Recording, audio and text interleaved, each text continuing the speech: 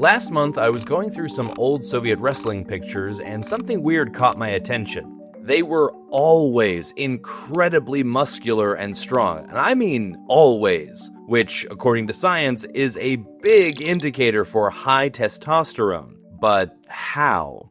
Well, of course they trained a lot, but the training alone is only about 20% of the actual results, and focusing on 20% is not going to do much for your body. However, focusing on the other 80% will increase your muscle size and testosterone. What's the other 80%? Food, but not the basic food you see every day. For example, the first thing I found in my research was herring. Herring is a small, silvery, oily fish found in cold waters. Herring, along with other canned and preserved fish, was actually a pretty common part of the Soviet diet. One of the most popular dishes was something called herring under a fur coat. That's actually what it translates to. It usually cost around 0.3 to 0.5 rubles, which is roughly 50 to 60 cents. Now, I'll be honest, some people absolutely hate the taste. But hey, they do say no pain, no gain. Sometimes your taste buds have to suffer a little for the cause. But the real question is, how does it help testosterone? Well, herring is an oily fish packed with omega-3 essential fatty acids, and studies have found that omega-3 intake can increase testosterone levels.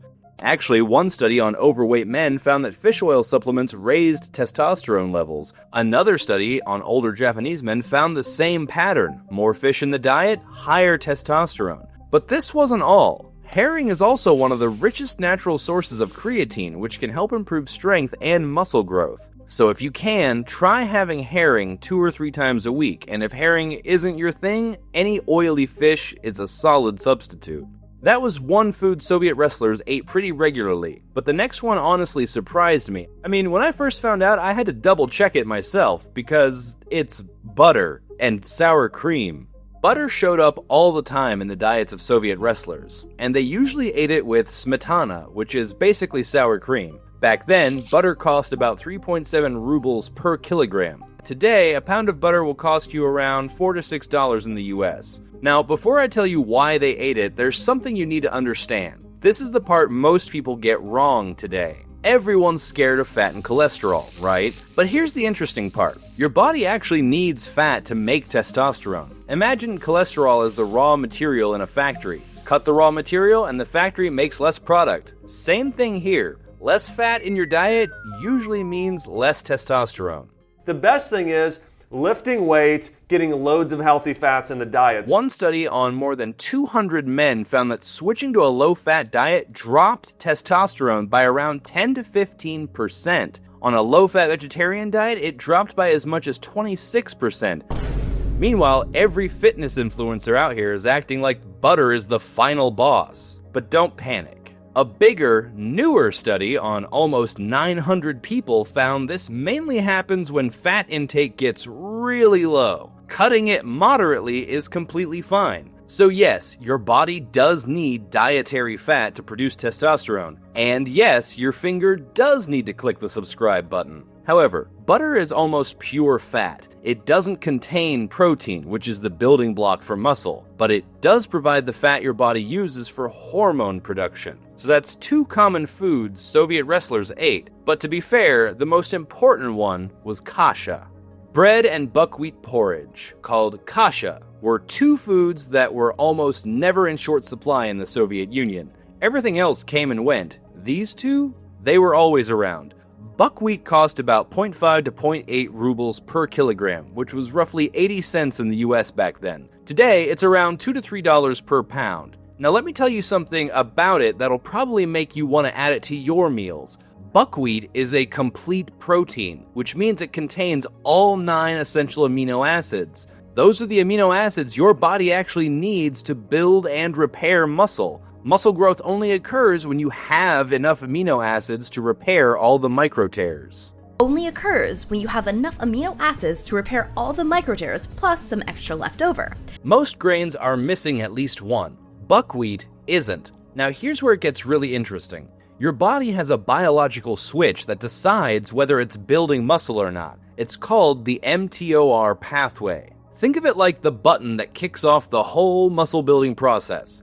Buckwheat contains about 3 times more arginine than casein protein, and arginine is one of the things that helps activate that process. On top of that, it's unusually rich in magnesium, and magnesium has some real measured effects. One study on trained athletes found magnesium supplements increased both total and free testosterone. But wait, what's the difference between total and free testosterone? Total testosterone is all the testosterone in your blood, and free testosterone is the small part that is not stuck to anything and can actually do its job in your body. So if your diet is low in magnesium, buckwheat is a cheap and easy fix. I mean, at this point, buckwheat is making a pretty strong case for itself. But maybe you've noticed something a little weird. We've barely talked at all about high-protein food. So what did the Soviets eat for protein sources that support your muscles so effectively?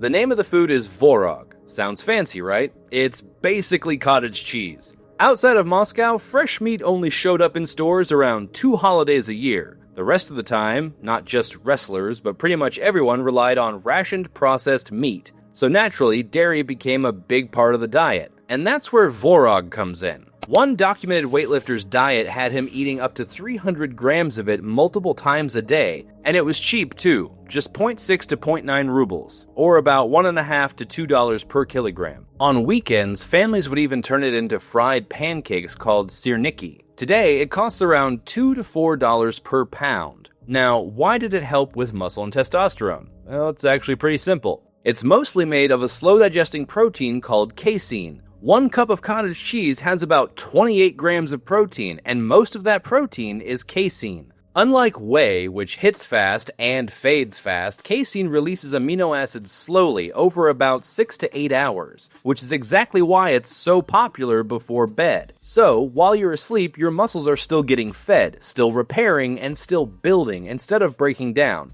And on top of that, it's a solid source of zinc. Now, zinc has one of the strongest mineral links to testosterone. One review looked at 38 different studies and found that zinc deficiency lowers testosterone, and fixing that deficiency brings it back up. But here's the part people usually miss. Some of you may have heard that scary statistic about testosterone dropping by 75% from zinc deficiency. That's actually true, but it only happens in cases of severe zinc deficiency. If you're already getting enough zinc, eating more isn't going to magically double your testosterone. So if you aren't zinc deficient, it probably won't raise your testosterone much. And sometimes when they ate Tvorog, they drank Kefir with it, a very well-known drink not only in the Soviet era.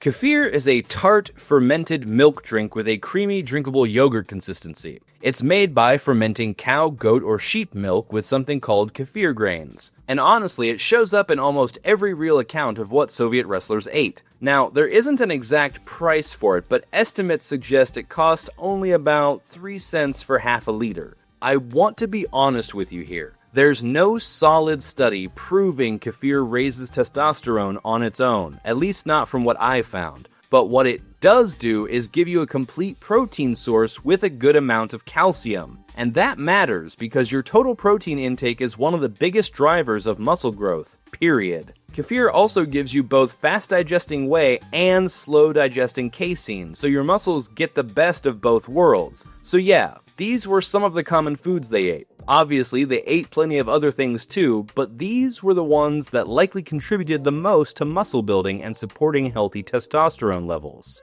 However, to fully understand how they ate, we still need to know what their daily eating structure looked like. So most Soviet citizens, not just wrestlers, pretty much everyone, ate within the same daily routine. Breakfast, or zavtrak, usually hot food, kasha with honey, bread, maybe eggs, or tvorog. Then came obed, the midday meal, around 1 to 3 in the afternoon. This was the biggest meal of the day, a salad, soup, and a hot main dish like fish. Dinner was around 7 or 8 at night, and it was kept a little lighter, something like Tvorog pancakes. And here's one detail I honestly love. Thursday was officially fish day in canteens across the country. Livestock was unreliable, so fish filled the gap every single week like clockwork. So yeah, that was the basic diet of Soviet wrestlers. They probably didn't know all the science behind it, but they did know that simple, mostly unprocessed foods were better for staying strong and healthy. If I forgot something, let me know in the comments. Thanks for watching, and I'll see you in the next one.